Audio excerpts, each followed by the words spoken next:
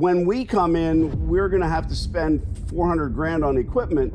And that doesn't matter to you, but it matters to the consumer, it matters to the center, and all those boats rise with that tide. And so just reach out to me when he vacates and we'll talk again.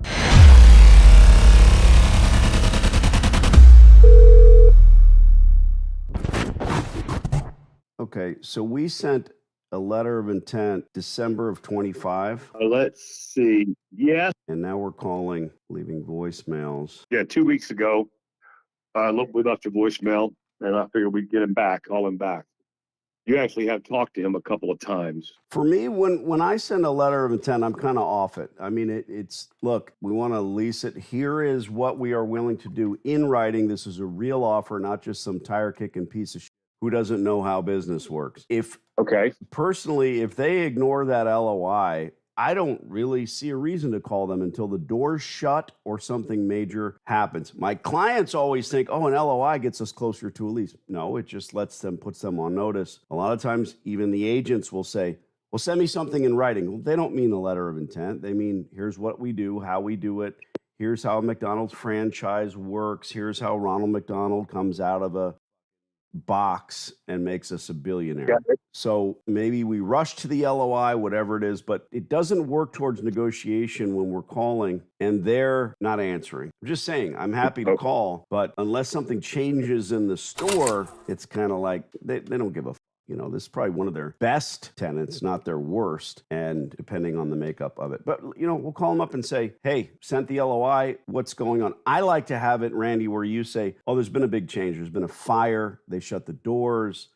It looks like 4 or 5 other tenants are missing. Because then I have something to go on. I go, hey, dude, we talked about a year ago. We sent you an LOI. It's a real offer. And now you tell me, what am I saying to this guy? Well, you know, I don't know. You guys had a little bit of connection the first time you talked, only because you had the New Yorker background, and he was like, oh, yeah, man, whatever. Anyway, you know, when he spit the $35 an hour, like I get by this store probably about twice a week just to see what's going on. Yeah. It's still a piece of shit.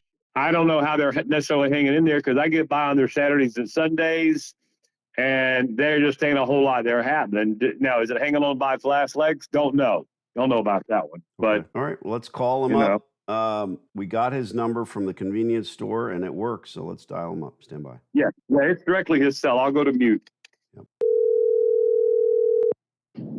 Hello? Yakov. Danny D'Angelo, the laundry guy. Sent you LOI on 9th Court. Sent me an LOI a while ago. Yeah. Plantation. Hey, we just went by the laundry on a Sunday, and that's when we do the preponderance our business in a laundromat, right? We're pretty packed. We play catch up the rest of the week, just so you know. And there was nobody in this place. I'm just wondering, it's your business as far as your rent rolls, if they pay slow, if they pay low. But I don't want to leave this unturned. The LOI was a real deal. I know it probably didn't make you happy, or he would have called me back. Right. But I'm trying to figure out how we can get this done. Oh, just letting you know. So there's a few things. So first of all, I do remember you sent an LOI. There's a lot that's happened on my end. So I got married last week, so I was Mazel away. tov. You're Jewish. Thank you very much. I appreciate it. God bless. But because of that, I've been away for like a week and a half. And then coming back, I'm dealing with like 2,000 things right now on my plate. So I'm trying to do one thing at a time. Where was the honeymoon? I was so sick because I had so much stress in the months leading to it, so I couldn't move. Oh no. I couldn't move. Yeah, we're getting better. I looked at your LOI, and I'm letting you know right now, the guy there right now pays more than you offered to start with. You know how much I sacrificed? Yeah, I get it. So you shouldn't, God bless, you shouldn't change a thing. But here's the thing. When we come in, we're going to have to spend 400 grand on equipment. And that doesn't matter to you, but it matters to the consumer. It matters to the center. And all those boats rise with that tide. And so just reach out to me when he vacates and we'll talk again. Sounds good. I definitely have your name on the list. That's good. Sure. Good. All right. Nice to talk to you. Mazel tov. God bless. The obvious Jewish thing to say when you get married. He's been sick. He got married. Good. To be honest, which is what a liar says, They spend more on rent than you offered. Hey, that's true. Oh, you didn't hear any of that? Did I forget to click it over? No. I heard that. I heard that. I just wondered, do you think that he's telling the truth, or was he just blowing smoke? No, I think he's telling the truth. And that's why he ignored us.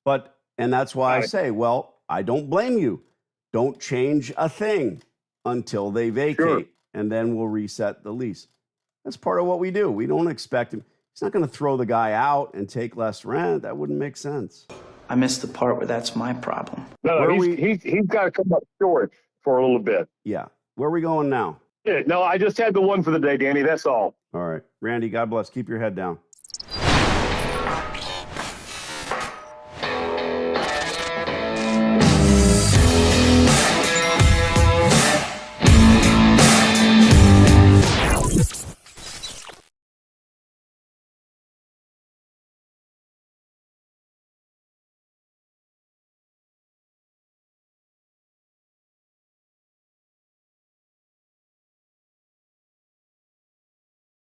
I'm pretty sure this hot water heater's got a few more good years left in it.